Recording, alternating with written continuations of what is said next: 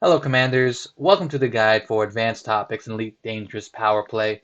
This is Commander Magenta Warrior back again with another guide. Now, I'm going to tell you up front that this is going to be a long guide. I am not kidding. Microwave a burrito, eat some popcorn. It's going to be a while. But I am going to cover pretty much everything you might want to know for Power Play. But first, a quick disclaimer. While I am an Aisling Duval pledge, I am not affiliated with the leadership of Aisling Duval. I'm not affiliated with the leadership of any power. I'm just a random pledge, random commander who's read a lot of guides, threads, and wikis. Now, I should note that this guide assumes you already know the material in my other video, the basics of Elite Dangerous Power Play. Frankly speaking, you probably know whether or not you're ready for advanced topics. But either way, let's get into it. So the topics covered in this presentation will be the 5C, BGS, Command Capital, Power Play Actions, Triggers, Expansions, Fortification, and Turmoil, with of course the frequently asked questions at the back. First, let's address the 5C or the fifth colonists. I'm not going to spend a lot of time on this because 5C can be a contentious topic in Elite Dangerous. First question, what is 5C? Simply put, they are commanders who pledge to a power to destroy it from the inside. How do they do this? They vote preparation and they prepare systems that are bad for the power. Next question, what do we do about the 5C? And the simple answer is that we just deal with it. All we can do is outperform their efforts and make them waste their time. That's all I'm saying here. So let's move on. BGS. You may have heard a little bit about BGS. It is short for background simulation. It is FDev's way of trying to make player interaction in the game have some kind of impact on the game itself. You can think of it like that old Scarface quote. First, you get the money. Then, you get the power. Then, you get the women. You may have heard people tell you that BGS has absolutely nothing to do with power play. These people are either ignorant or they are lying. There's a portion of the power overview page that literally no one pays attention to at all. And that's this part here, ethos. While it's kind of obscured, the ethos portion of the page gives out information on how a power interacts with the galaxy. So, for example, let's contrast Aisling Duval and Zachary Hudson. Here, for Aisling Duval, expansion is labeled as finance. With Zachary Hudson, we see that expansion and everything really is labeled as combat. What does this mean?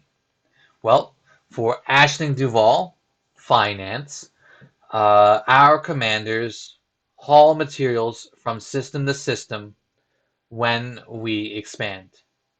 For Zachary Hudson, his commanders shoot ships in order to expand. Anyway, we're interested primarily in control here, so let's take a look at that. It says here that Aisling Duval is strong against communist, cooperative, and confederate governments. For this reason, she is sometimes called a CCC power. All three of the governments that are beneficial for Aisling Duval begin with the letter C. Please do not confuse any of these really with corporation. Corporations are bad, okay? Anyway, this is where we get back into BGS. Without going into too much detail, each system is controlled by a minor faction. The government of the minor faction becomes the government of the system. Each minor faction can pledge themselves to a superpower, but there's a small caveat. Certain government types cannot be in some superpowers. These government types cannot be in the Empire superpower. Now, this becomes an issue with Aisling Duval because you may have remembered from about 2 minutes ago that these are the government types that are beneficial for Aisling Duval. And Aisling Duval is an Empire power. So, ironically, Empire factions, which cannot be cooperative, communist, or Confederate, always hurt Aisling Duval. If you are increasing the influence of an Empire faction, you're not doing Aisling Duval any favors. I'm sorry. Also, if you're planning to make a PMF and you want to help AD, don't pledge yourself to the Empire superpower. But why do we care? Where's all of this going? Why do I care whether or not the minor faction controlling the system is communist or corporate? This goes back to control systems and exploitation spheres. Remember this picture? It was in my previous guide. There's a not so hidden bonus in the game where if 50% or more of the exploited systems have favorable governments, the fortification trigger for that system is halved. Now, it might not seem like much, but for Aisling Duval's best control systems, these are triggers being cut by 5,000, 14,000 merits. If we assume that all of those merits are fast-tracked, and let's face it, that's a pretty fair assumption, that's 50 million to 140 million credits a system. Multiply that by a few systems and it adds up fast. So why spend $500 million more credits than you need to? Why spend the time flying out to distant systems and stations when you don't have to? Every week? This is why it's very important that we are very careful with which governments control which systems. And by the way, this is why we still don't care about these power play standings.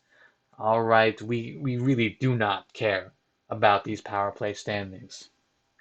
Ranks 1 through 3 would grant us an influence bonus for Empire factions. And we remember that Empire factions are always bad for Aisling Duval.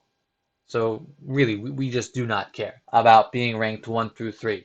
If you are with another power, you may find some utility in this influence bonus, but for Aisling Duval, we don't care. In fact, it's kind of preferable that we don't have ranks 1 through 3. But if that's not something you're too concerned about, that's okay. We've got people who work on it. The way I think about it, unless you're intentionally taking actions against the power, they're all random actions of random commanders. They'll all balance out. Command capital. So let's take a look at command capital again. Let's take a look at CC. Now last time I told you that it's just like money. It is the money that you spend for your power to take actions. What can CC do? We can generate new control systems through the expansion process. We maintain current control systems through paying upkeep and overhead. And we increase undermining triggers through consolidation. But where does it come from?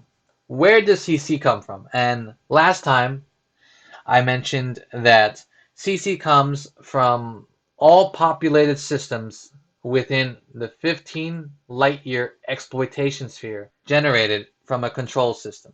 Now, I mentioned in my prior presentation that more people means more CC. This was not completely true. It still isn't completely true, but it served the analogy that I was trying to make at the time. In reality, there are only 8 values that you can have for CC per system. The values range from 4 to 11. I provided a chart on screen to show you the population a system requires to be worth some value of CC. Now, while I have stolen the values of this chart from a wiki, I can confirm that I personally checked the CC per population for every system in Aisling Duval space at one point, and I did not find any discrepancies. So what does this mean to us? Well, basically, it means that the first person to live in a system is worth 4 CC, and that the what is this? What is this? Million billion. That the that the 3,185,000,000 and second person to live in a system is worth 0 CC. The inevitable consequence being that it is better to have clusters of systems with small populations than isolated regions with big systems. There are a number of actions powers and commanders can take in their pursuit of galactic domination. I want to briefly cover these actions. The first action is creating a control system. This is done through the expansion process, which is a 2-cycle effort. It will cost CC to do this, so make sure you have enough CC in the bank if you wish to expand. Step 1 is to get your preparation vote to 26% or higher. We need at least one system at the top of the preparation list. Step 2. For Aisling Duval, we're going to be shipping media materials from control systems to a desired system to prepare it. It is here that I must, once again, note the difference between Aisling program materials and Aisling media materials. Aisling program materials can only be picked up at Cubeo. These are fortification materials. If you want to prepare a system, you must pick up Aisling media materials. Luckily, these can be picked up from any control system. So if you are in a control system that is not Cubeo, you can pick up that media material. When you're preparing a system, you got to put as many materials as necessary to keep that system at the top of the preparation board. Step 2, if the preparation goes through, you need to win the expansion race. For Aisling Duval, we ship sealed contracts from the expanding system to the control system. If expansion percentage is higher than 100% and higher than the opposition percentage, a new control system is created. Number 2, you can maintain currently existing control systems. Powers do this automatically. When the tick happens, they spend their CC to maintain control systems. You don't need to do anything. This happens automatically. Step 3. Protect maintained control systems through consolidation. Powers do this automatically if their consolidation vote is 75% or higher at the end of a cycle. This will increase undermining triggers by 1% per 10 CC in the bank. This is capped at 50% at 500 CC. So if you have more than 500 CC in the bank at the end of a cycle, the remainder is carried over into the next cycle and does not provide any additional bonus. Power can fortify. Commanders fortify systems by bringing Aisling program materials, which you can only pick up at Aisling Duval HQ in Cubeo, to a control system. Fortification beyond 100% is wasteful, but you can do it to safely earn merits without unintentionally damaging the plans a Powerplay community might have. So if you are module shopping, at Aisling Duval, we ask that if you're trying to earn that module, that 750 merits, we ask that you over fortify a system. Don't fortify a random. Fortification reduces upkeep, not overhead, reduces their upkeep to 0 for 1 cycle. Commanders can undermine other powers. Commanders undermine by shooting down NPC ships in control systems for other powers. You'll gain 30 merits per ship shot down, and that includes ship-launched fighters. So be very grateful when that Type 7 launches to, it's like FJL or something like that. Because that Type 7 is now worth 90 merits. These merits will be labeled as merits under the power you are undermining.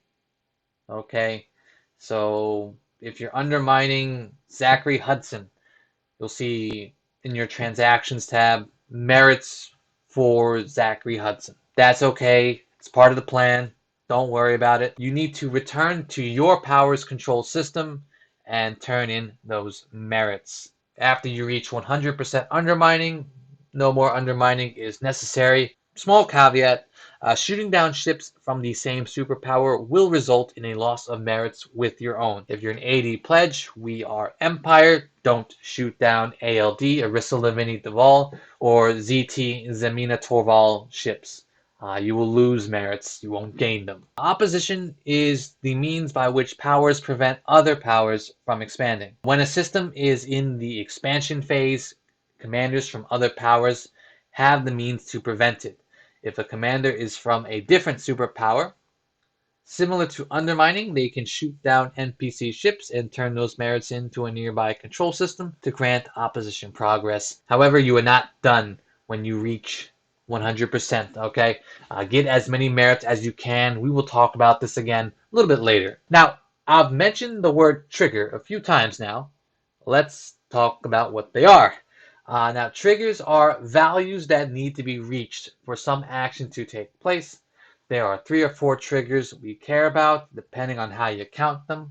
We have fortification triggers, undermining triggers, expansion triggers, and opposition triggers. Let's start with fortification triggers. Fortification trigger is the number of Aisling program materials that must be delivered from Kubeo to a control system in order to fortify it. Once the trigger has been reached, 100%, there is no need to deliver any more fortification materials to that system. It will either be fortifying, or in the case that the system has been undermined, it will be cancelled. Fortification reduces the cost of a system by its upkeep, so the power would only pay the overhead cost for that system. If the system is cancelled due to undermining, you will pay the overhead and the upkeep for the system. The fortification trigger for a system is influenced by the following values. Number 1, distance from HQ. The further the system is from HQ, the higher its trigger will be. Number 2, governments in its exploitation sphere. If the fortification bonus is active, the trigger will be at 50% its base value. If there's a majority of bad governments, it will be 150% its base value. So once again, BGS matters. Undermining triggers. The undermining trigger is the number of merits earned from powerplay ships in a system that must be delivered to your own power's control system to undermine the system that the merits came from. Once the trigger has been reached, there is no need to conduct any more operations in that particular system. Once completed, the system's state will be either undermined, or in the event that the system was fortified, it will be cancelled. If the system is undermined, its cost will increase by its income value. The undermining trigger for a system is influenced by the following values. Number 1, distance from HQ. Further the system is, the easier it is to undermine. Number 2, consolidation bonus. If the power spent its CC in consolidation in the previous cycle, the trigger for undermining will be increased at a rate of 1% per 10 cc to a cap of 50% at 500 cc. Expansion opposition triggers. These two go together, and while they're technically separate triggers, they really only have a meaning when they're compared to each other. What really distinguishes these triggers is that they are not done at 100%. Expansion and opposition is a race against the other powers, and whatever percentage is higher at the end of the cycle will determine whether or not a system is made into a control system. We'll start with expansion. The expansion trigger must be met in order to successfully expand into a prepared system.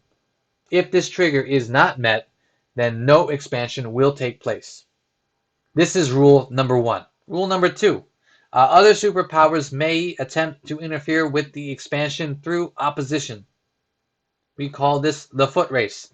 If the expansion trigger and the opposition trigger are both reached, the one with the higher percentage will be successful. If the expansion has a higher percentage, the power will gain a new control system. If opposition is successful, then the power will have to go back to the preparation phase of expansion. The expansion opposition triggers for systems are influenced by the following values. Number 1, distance from HQ, predictably so. Number 2, government of the desired system's potential sphere. So this is where things get a little interesting. The amount of work you have to do compared to opposition is going to depend on the triggers for the desired system. So let's assume you want to expand into a system and it has triggers of Expansion 1000, opposition 500. For 1000 merits of work, you reach the trigger at 100%, but if the opposition does 1000 merits of work, they're at 200%. So if that state continues until the end of the cycle, the opposition will win. If the triggers are not favorable, you may have to do triple the work of opposition to successfully expand. Now for the fun part, right? Expansions. Except, in my experience, expansions are nightmares when it comes to power play. It's just bedlam. But hey, we want to expand our power. We've got the resources. Let's expand. So here are my rules to expansion. The golden rule: taxation is theft. A system cannot be taxed twice. In the basics, I covered what happens if the system lies in the exploitation sphere of two control systems from one power. But there are actually some other states to consider. Overlapping exploitation spheres. Exploited. This occurs when the same power overlaps their own exploitation sphere. In this case, the power only gets CC from that system once. You cannot tax the system twice. I've provided an example of 3 overlapping exploitation spheres. Systems in the overlap are still exploited, but generate no additional CC. Shared. This occurs when 2 powers from the same superpower overlap their exploitation spheres. In this case, the CC for the system goes to the power that exploited it first. I've provided an example of 2 overlapping exploitation spheres. Systems in the overlap still generate CC, but provided only to the power that exploited it first. Contested. This occurs when 2 powers from different superpowers overlap their exploitation spheres. In this case, the CC for the system goes to no one. I provided an example of 2 overlapping exploitation spheres. Systems in the overlap generate no CC for either power. Rule number 1. All expansions must be made outside an existing control sphere's exploitation sphere. This might seem really silly, but it's actually really important. So, obviously, attempting to expand to a system inside one of your exploitation spheres seems really stupid. And it would be. However, what if you instead could expand like right next to another power's control system? You could contest like 90% of their sphere and take away a substantial amount of income. To prevent such situations, all expansions must occur outside the exploitation sphere of any power. However, this doesn't prevent you from expanding right next to outside the exploitation sphere, which brings us to our next topic: weaponized expansion. Weaponized expansion is an expansion made not necessarily to benefit one's own power, but to harm another power. What you do is you expand to a system where some number of exploited systems from a power you do not like would be within the exploitation sphere. And while you may be yeeting your own economy off a cliff, you at least won't be alone for the ride. This can force powers to turmoil due to the damage to their economy. This could free up the desired system, which gives you all the CC from that sphere. And here's an example of a weaponized expansion. You can see that both control systems are outside the exploitation spheres of the other, but there are 3 systems in the overlap.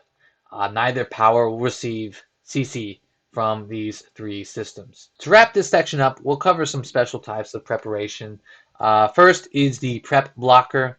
This is a system which is prepared within a power to block the preparation of another less desirable system. Typically, this is done to prevent the preparation of a system with very favorable triggers, which is almost certain to go through, saddling the power with an awful system for as long as it takes to turmoil off. In some cases, this could require the power to functionally reset. In Aisling Duval, we never prepare HIP 1572. I talked about it last time. I'll talk about it again. Just don't do it. All right. We have expansion blockers. I couldn't find an official word for this, but when 2 powers prepare systems within the same 15 light year sphere, if they were successful, they would lie within each other's exploitation sphere. So in this case, the power which had the higher preparation number gets their system sent to the expansion phase. Doing this, it is possible to cancel the preparation of another power. Fortification. This section will hopefully be pretty short. So we have our list of control systems. It's longer for some powers than for others. You only got so much time in the week, so many credits to burn, so many commanders to burn them. How do we pick the best systems to fortify? I've come up with a few standards. Question 1. Do we even want this system? If you've been around the power subreddits, you may have noticed some powers with a never fortify list. Now, surely, by reducing the upkeep of a particular system, netting more CC for your power, there should never be a never fortify list, because all fortifications result in a net positive, right?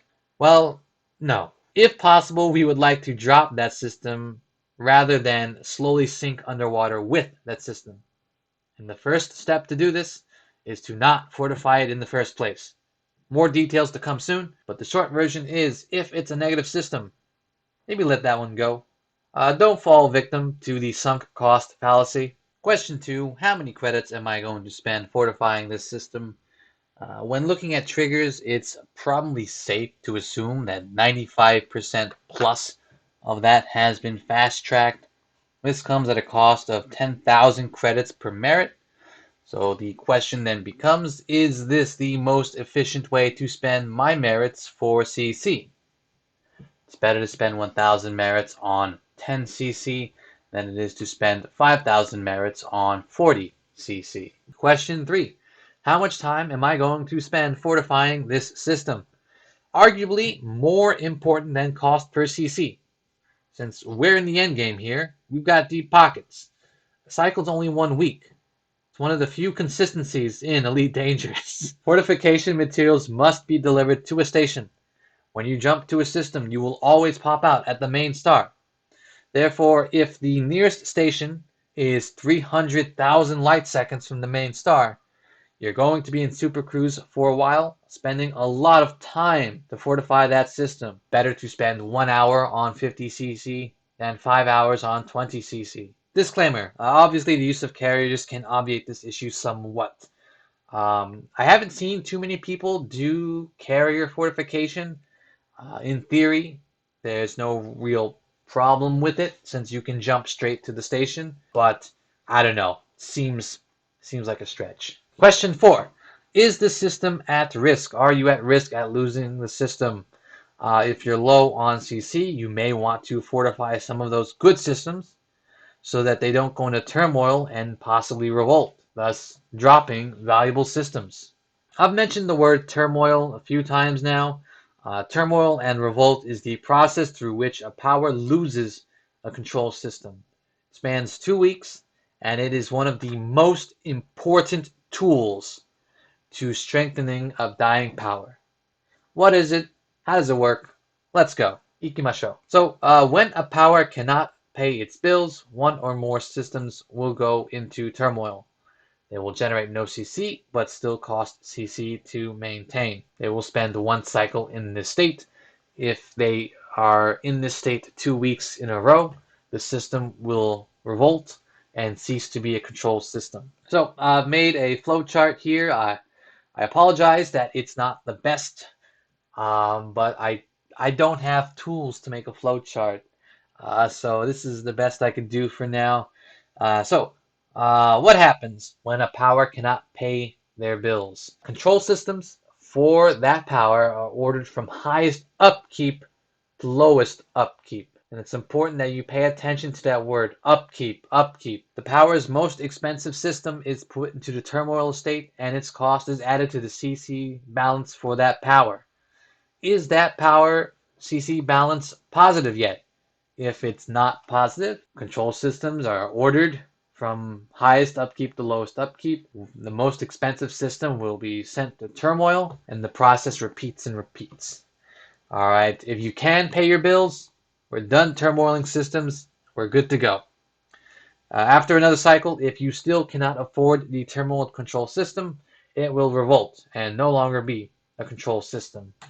And this is why it's very important that one does not fortify the wrong control systems. If you want to scrap these bad systems, you want their upkeep to be as high as possible. There are two ways to change upkeep for a system.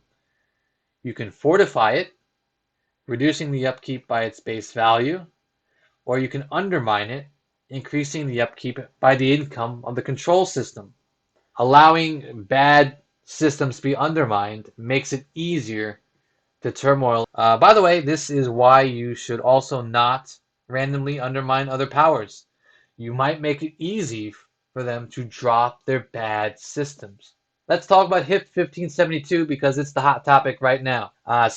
For Aisling Duval commanders, HIP 1572 is a nightmare, but for the purposes of this guide, it is perfect.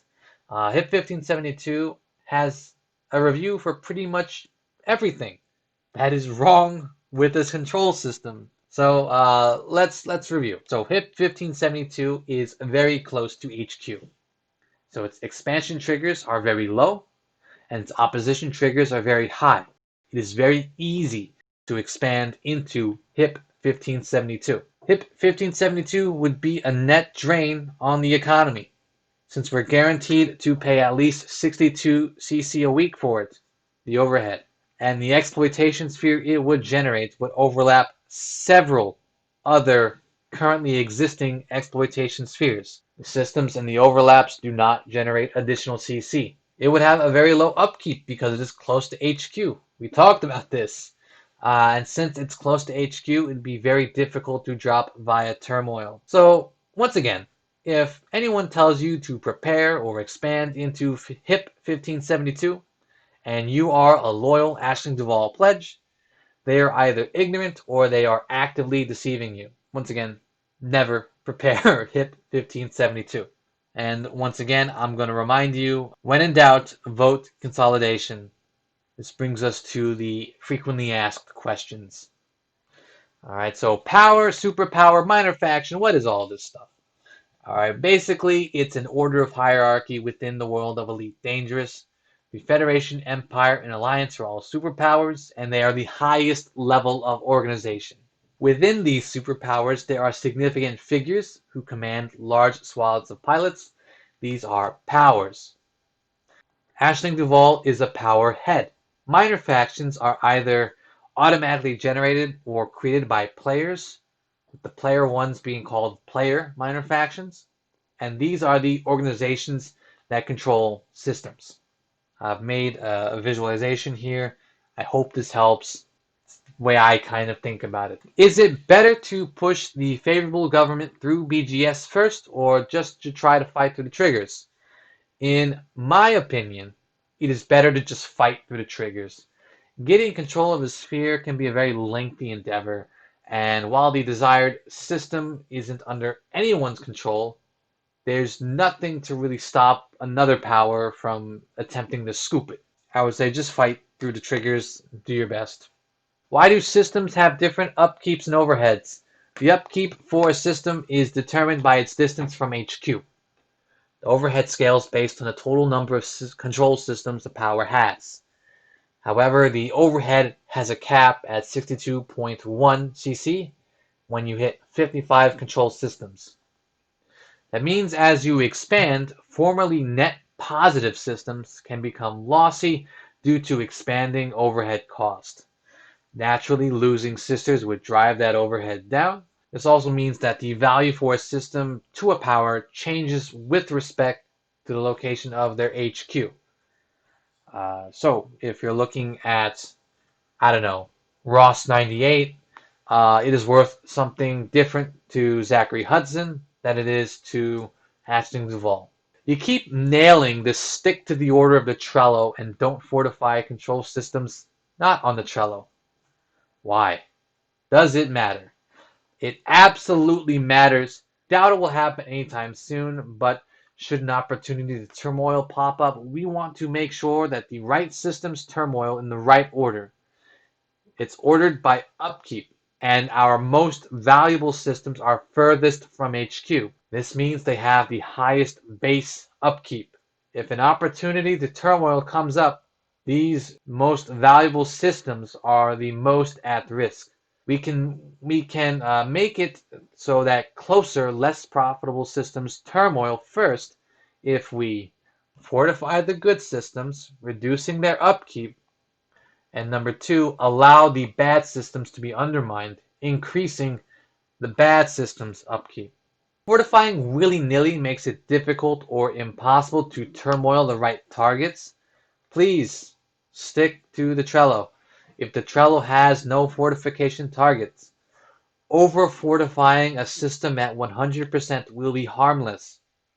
Fortifying a wrong system might not be. Faction NPCs, power NPCs, what's the difference? Now this is actually an excellent question, because it's not very clear. The game does no favors for you. But the answer is, power play ships will award you a bounty, but it's not the one that the police will come after you for. Power play ships have specific names. I've posted an image of the names you'll see for these ships on the next slide. You should only target the ships with these names when you're undermining or opposing an expansion. Targeting other ships may make your life more annoying in the system. But remember that you will lose merits for shooting ships in the same superpower as you. For AD, that means if they're not on the next slide, don't shoot them. As an exercise for the interested commander, commanders and other superpowers should look up the power play ships on their own time. And here are the ships, ship names that you will see. If you have any questions, feel free to type one in the comments. I'm pretty good about answering questions in a timely manner. But if I don't know the answer, I'll find someone who does and ask them. But with that, thank you again, and I hope to see you in space.